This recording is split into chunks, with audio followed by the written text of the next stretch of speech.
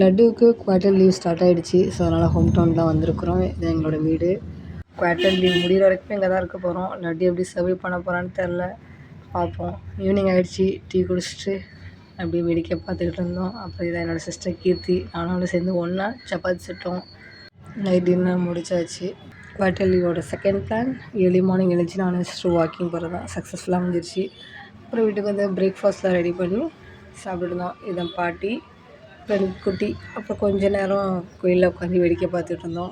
அப்புறம் தம்பியை வந்து ஸ்கூலில் விட்டுட்டு அப்புறம் நானும் கீர்த்தியும் போயிட்டு கொய்யாக்கா பறிச்சுட்டு கொஞ்ச நேரம் அரச மரத்தில் உட்காந்து பேசியிருந்தோம். எங்களோட மெயின் பிளான், இன்னொரு பிளான் அரச மரத்தடியில் உட்காந்து பேசணுன்னு சக்ஸஸ்ஃபுல்லாக முடிஞ்சிருச்சு.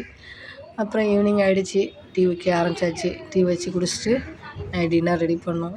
அவ்வளோதாங்க. இங்கே வந்து பாட்டி ஈவினிங் ஆனால் கோயிலுக்கு போவாங்க. இப்போ தம்பியை கூட்டிகிட்டு தான் போயிட்டுருக்காங்க. அவ்வளோதான். இந்த விளாக் இதோட முடியுது. பாய்.